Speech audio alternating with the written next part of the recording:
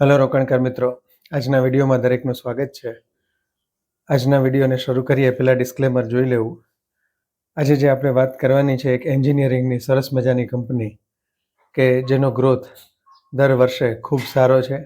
Promoter group ખૂબ સરસ છે, પ્રોડક્ટ ખૂબ સારી છે અને ભવિષ્યમાં એની જરૂરત હંમેશા રહે એ પ્રમાણેની પ્રોડક્ટ ધરાવતી કંપની છે. તો આ કંપની જેની આપણે ચર્ચા કરીએ છીએ કંપનીનું નામ છે craftsman automation. Company mainly auto સેક્ટરમાં અને ઇન્ડસ્ટ્રીયલ સેક્ટરમાં પોતાનું કામ કરે છે. એન્જિનિયરિંગનું સોલ્યુશન આપતી કંપની છે, પણ ખાસ પ્રકારના એન્જિનિયરિંગ સોલ્યુશન આપે છે. બાકી એની પ્રોડક્ટ રેન્જ જોવા જઈએ તો પાવર ટ્રેન જે છે, એલ્યુમિનિયમની કેટલીક ડાયકાસ્ટ પ્રોડક્ટ છે, ઇન્ડસ્ટ્રીયલ પ્રોડક્ટ્સ છે, પણ ઓટોને લગતી ઘણી બધી પોતાની પ્રોડક્ટ બનાવે છે. અને જેમાં પ્રિસિઝનની જરૂર પડતી હોય, એન્જિનિયરિંગ સાથે સાથે ટેકનોલોજી જે છે એ પણ એડ કરી અને બનાવવી પડતી હોય એવી પ્રોડક્ટ બનાવે છે. કંપનીના 12 જેટલા પ્લાન્ટ આવેલા છે ઇન્ડિયામાં, અલગ અલગ લોકેશન ઉપર. એ સિવાય એની કેટલીક રિમોટ મેન્યુફેક્ચરિંગ ફેસિલિટી પણ છે. અને સૌથી અગત્યનું કે કંપની જે છે એ ઇલેક્ટ્રિકલ વ્હીકલ જે છે એના પણ કેટલાક પાર્ટ્સમાં છે. સાથે સાથે વેરહાઉસીસ જે હમણાં કંપનીએ બિઝનેસમાં એક્સપાન્શન કર્યું છે એ બિઝનેસમાં પણ કંપની સારું એવું ફોકસ ધરાવે છે. તો આ થઈ કંપનીની ડિટેલ. બાકી કંપનીનો ઇતિહાસથી માંડી અને ખૂબ સારું છે. પ્રમોટર બેકગ્રાઉન્ડ ખૂબ સરસ છે. છેલ્લા કેટલાક વર્ષોનું પરફોર્મન્સ પણ ખૂબ સારું છે. આ કંપની સૌથી વધારે મને ધ્યાન એટલે આવી કે અત્યારે જ્યારે એફઆઈઆઈ ખૂબ વેચી રહ્યું છે આપણા બજારમાં, છેલ્લા કેટલાક સમયથી એફઆઈઆઈની વેચવાલી સારા એવા પ્રમાણમાં છે. એ સમયે એફઆઈઆઈ ખરીદતા હોય એવા સ્ટોક કયા છે જ્યારે ગોતતા હતા ત્યારે આ કંપની ધ્યાનમાં આવી હતી. કંપનીના ફાઇનાન્શિયલ્સ જરા જોઈ લઈએ તો લગભગ 12,700 કરોડનું માર્કેટ કેપિટલાઇઝેશન છે.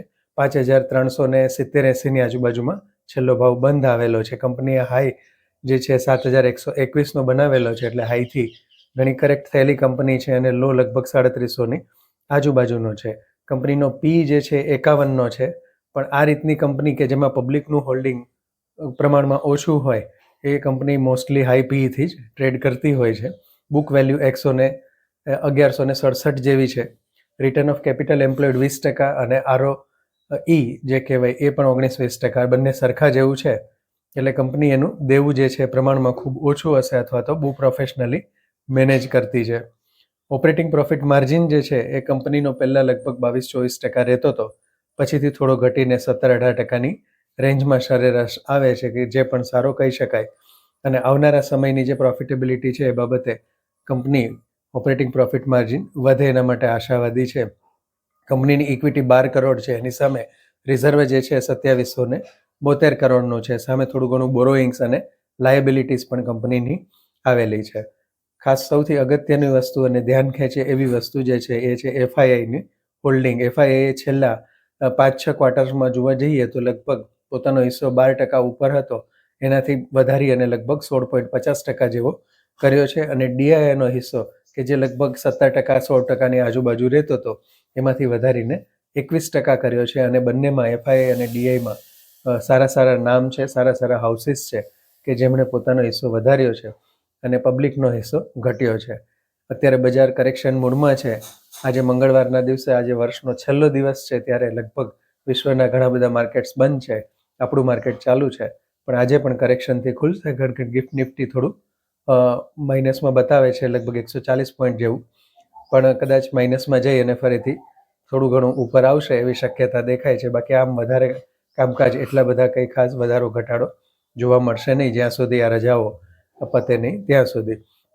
તો ક્રાફ્ટ્સમેન ઓટોમેશનની વાત કરીએ તો ખરેખર પોર્ટફોલિયોમાં કાયમ માટે હોવો જોઈએ એવો સ્ટોક છે મારા ગણતરી પ્રમાણે.